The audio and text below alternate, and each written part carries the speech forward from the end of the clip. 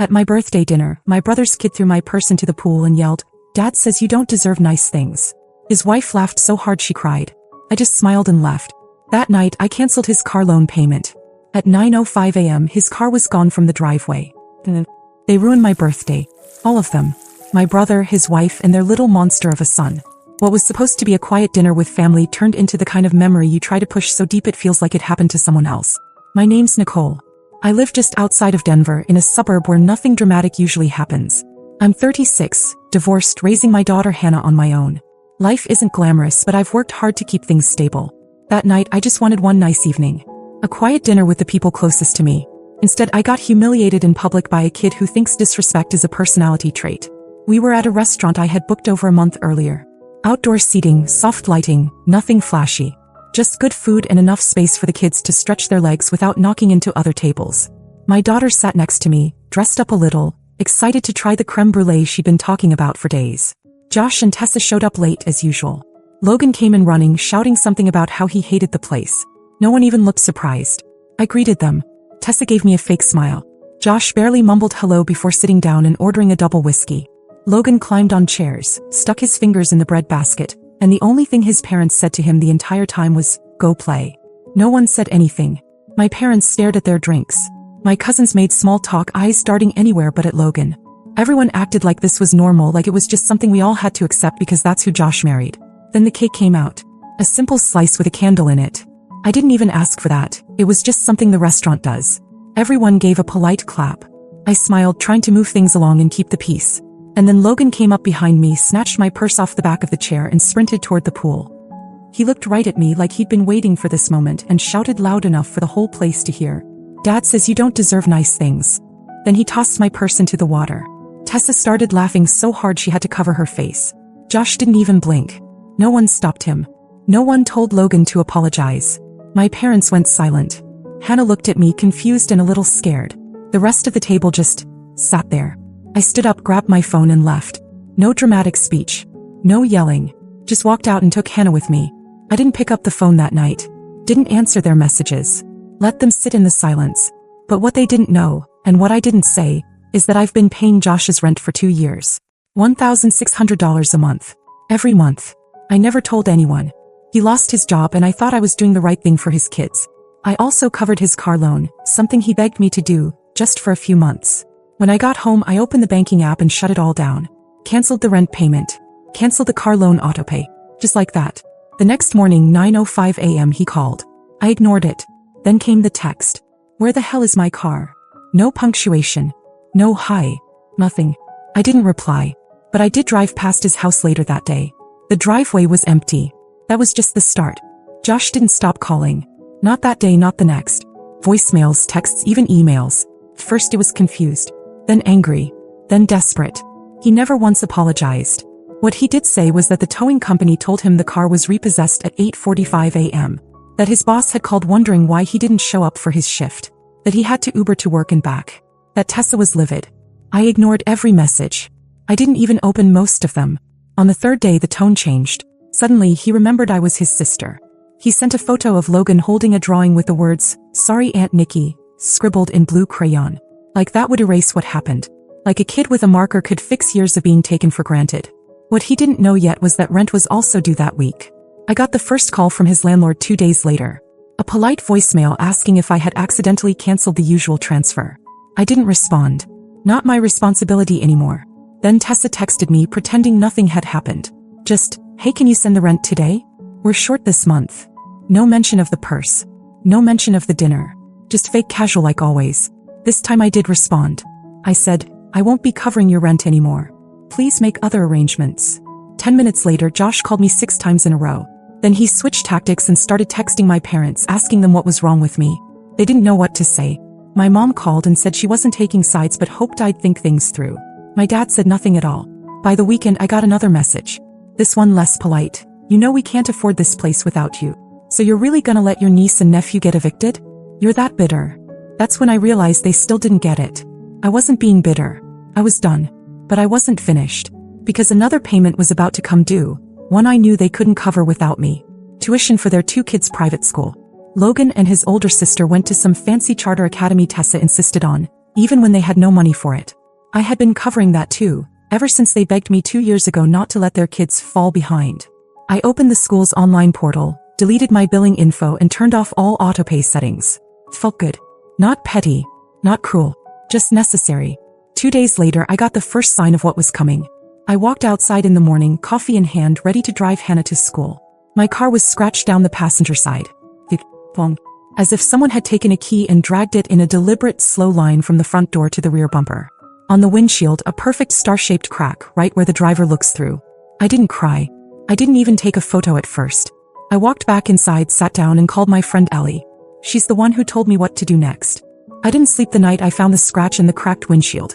I just lay there in bed staring at the ceiling, wondering how the hell it got to this point. Wondering how someone could take your generosity, drain it for years, then punish you for finally saying no. The damage wasn't random. The line carved into the side of my car wasn't a quick swipe. It was long, deliberate, almost careful. The windshield had a perfect starburst crack right in the middle of my view. I knew exactly what it was. A warning. Their idea of payback. And the most pathetic part? They did it thinking I'd cave. That I'd panic, pick up the phone and start paying again. I didn't. That I called Ellie. She's been my friend since college and she doesn't sugarcoat anything. I didn't even finish explaining before she cut me off. You need to press charges. I hesitated. I'd never filed anything in my life. It felt serious. Permanent. And maybe that's what scared me. Because once I did that, there would be no pretending we were still some kind of family. But then Ellie asked me something that flipped a switch in my head. What if it had been Hannah's birthday? What if that had been her purse? Her car? I didn't have an answer. As I already knew. That night I sat down with Hannah. She had been quiet all weekend, like she wasn't sure if she was allowed to ask questions. I told her the truth. That I thought Uncle Josh and Aunt Tessa were the ones who did it. I didn't go into details, but I wanted her to know something wasn't okay.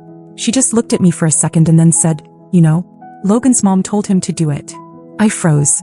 Apparently while I had stepped away to the restroom at the restaurant, Tessa leaned down and whispered something to Logan. Hannah didn't catch it all, but it was something like, show her she's not better than us. Hannah thought maybe it was a joke, but now she wasn't sure. That confirmed it for me. And then I remembered something else. The restaurant had security cameras. Outdoor patio, high-end place, they always do. I called the manager and asked if they kept recordings. He was polite, helpful, and within a few hours I had the footage in my inbox. It was all there. Logan grabbing the purse. The throw. Tessa laughing so hard she nearly doubled over. Josh not even flinching. You couldn't hear the audio clearly, but Logan's line came through. Dad says you don't deserve nice things. I sent it to Ellie. She didn't even reply with words. Just sent me the contact info for a lawyer and told me not to wait. By the next day the fallout had begun. Josh and Tessa were texting again. But this time it wasn't about rent.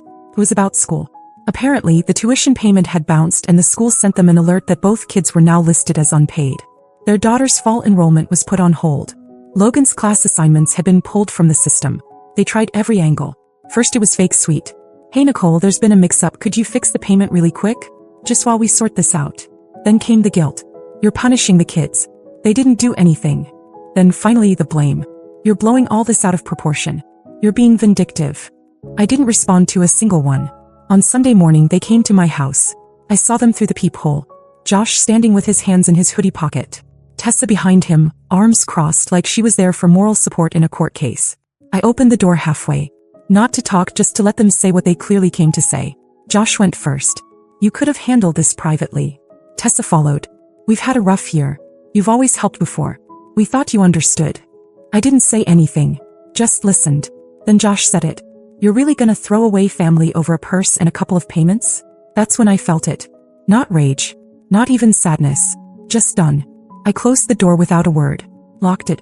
Sat back down at the kitchen table with Hannah, who was quietly eating cereal like this was all completely normal. 5 minutes later, I opened my laptop, pulled up the police department's non-emergency portal and filed the report. Destruction of property. With video evidence. The case number popped up on the screen. And just like that, it became official. Filing the report felt like crossing a line I couldn't uncross. But it also felt like standing up for myself for the first time in years. It wasn't just about the car or the purse. It was about everything they'd taken from me while pretending they were entitled to it. I submitted the footage, the photos of the car, everything. I expected a long wait. Maybe a phone call from an officer next week. Instead, I got a knock at my door that evening. It was 2 officers. One male, one female. They were calm, professional. Asked if I had a few minutes to clarify a few things from the report. I let them in. They'd already seen the footage. What they wanted now was confirmation that I believed my brother and his wife were involved directly in the vandalism. I said yes. Then they asked something that caught me off guard. Do you know anything about an incident involving a missing tablet? I stared at them. What tablet? Apparently, after the dinner, Logan had gone into the private dining area of the restaurant, where one of the servers had left their bag and taken an iPad. Security footage showed him walking in and walking out with something under his shirt. I had no idea. The server didn't realize it until later that night. Filed a report with the restaurant, who checked the cameras and had already submitted everything to the police. The twist. Josh came back the next morning and returned it. Said Logan found it in the parking lot. No apology. No explanation. Just dropped it off and left. That incident had already flagged them in the system, which meant my report paired with that one escalated everything. The officers thanked me for my time and left. I closed the door, heart pounding. Not because I was scared, but because it finally felt like people were starting to see what I had dealt with for years. The next day, the official notice came. Josh was being investigated for contributing to the delinquency of a minor. The vandalism charge was under review pending confirmation of prints on the object used to scratch my car. They were also reviewing the tablet incident more seriously now that there was a pattern. By Wednesday, our parents found out. And just like I feared, they didn't pick a side. My mom called, voice tired, asking if I was sure I wanted to go this far. She said maybe Logan just needed a firm hand, and maybe Josh and Tessa were just overwhelmed. I told her I didn't file a report because of Logan. I filed it because of them. My dad, on the other hand, tried to play neutral. Said he hoped we'd all talk it out like adults before things got worse. As if there was a conversation left to have. That night, Tessa posted on Facebook. Not naming me directly, of course, but it was obvious. A dramatic post about fake family who pretend to care until they turn on you the second life gets hard. The comments filled with her friends saying things like, "You don't need that kind of negativity," and "Your kids are lucky to have such a strong mama." I didn't respond, but someone else did. Ellie. She left one comment, short and clean. "I was there. You should be careful who you lie to." It was the first time I smiled all week. But the next morning, I got a text from Hannah's school. Apparently someone had tried to call the front office pretending to be me, asking about Hannah's schedule and what time she usually gets picked up. The school didn't give them anything, but they flagged the call. Said it felt suspicious. The number didn't match anything they had on file. Just a random local number. I asked them to forward the recording.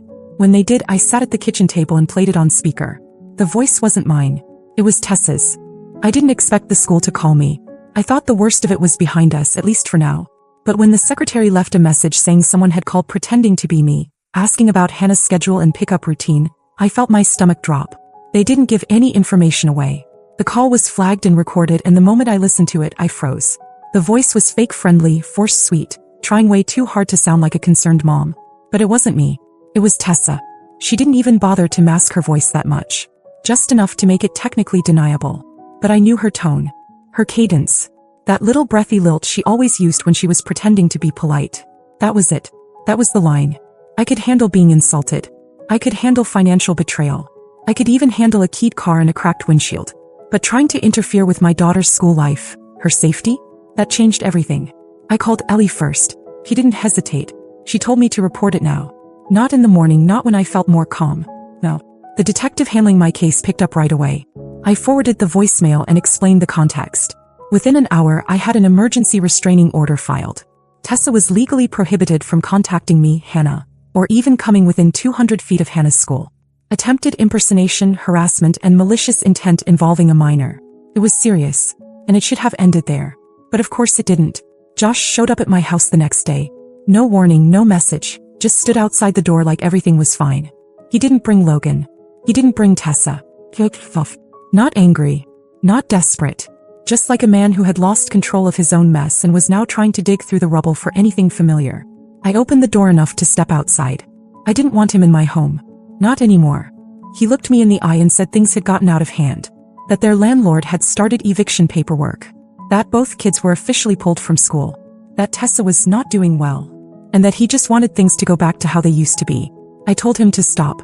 I reminded him of how things used to be. How I paid for his rent when he couldn't. His car loan when he didn't. Tuition when he ignored deadlines. I reminded him of how his wife laughed when his son publicly humiliated me on my birthday, and how he didn't say a word. And then he said it. She just wanted you to feel what it's like when someone takes something from you. I didn't say anything for a second. I just looked at him. That's when I knew there was no saving this. There was no family meeting, no heart-to-heart, no apology coming. He genuinely thought they were the victims. that I had pulled support unfairly, that my boundaries were cruelty, not survival. I told him to leave and never come back. Not even for a second. I gave him 5 seconds to walk off the porch before I called the police. He turned and left. No fight. No goodbye. That evening I took Hannah for ice cream. I needed to breathe. I needed something normal. She was quiet at first, eating her cones slowly, glancing around the shop like her brain was somewhere else. After a few minutes she asked softly, "Are we ever going to see them again?" I looked at her and shook my head. I didn't even need to say it. She already knew. The next morning the detective called. They had gotten something back from forensics. The scratches on my car had been made with a house key, the kind typically used for front doors. And the prints lifted from the area around the gas cap matched one person exactly. Tessa. They were filing charges. Destruction of property. Harassment. Unlawful impersonation. A warrant was being processed. And just like that, my silence stopped being grace. It became evidence. The day the warrant went active, I got a call from my mom. She didn't ask how I was. She asked if it was true. If Tessa was about to be arrested. If I had really gone that far. I told her it wasn't going far. It was going forward. She sighed.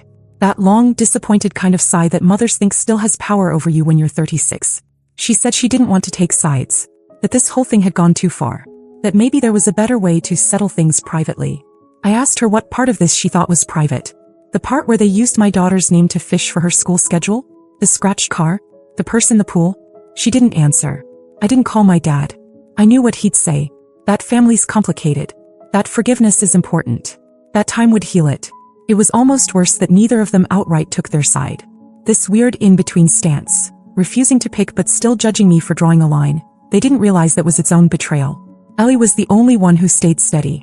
She helped me file for long-term restraining orders. She was there when I met with the DA to go over the charges.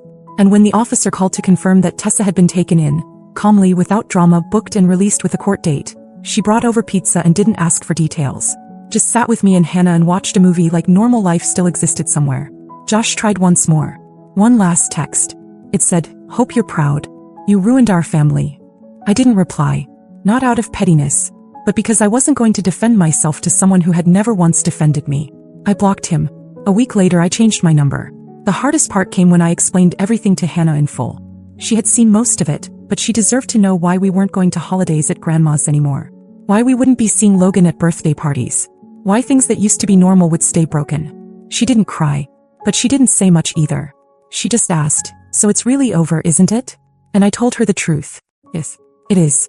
I don't know what'll happen to Josh and Tessa. I've heard rumors. They had to move out of the apartment. The school didn't take the kids back. Tessa's facing fines, maybe more. I've stayed out of it. Blocked, deleted, cleared the slate. It doesn't feel like revenge. Feels like release. This year I didn't plan a birthday dinner. Hannah and I went to the mountains for the weekend. Just the two of us. She picked the playlist. I let her have ice cream for breakfast one morning. We laughed. We were quiet. And we were free. And for the first time in a long time I felt like I had something worth celebrating again. Sometimes I still catch myself remembering old holidays. The way Josh used to make everyone laugh at Thanksgiving, how we used to sit around playing board games after dinner. Before everything twisted. Before the taking started to feel normal. I don't miss them. But I miss the version of them I thought I knew. Hannah's been different too. A little quieter, a little more careful about who she trusts. I hate that she had to see it all. But I'm proud of how she handled it. How she stood beside me even when none of it made sense. I think she understands now that protecting peace sometimes means walking away from people who live in chaos. Sometimes the hardest thing isn't cutting someone off. It's realizing they were never really holding on to you in the first place. Not because I'd won, but because I finally stopped losing.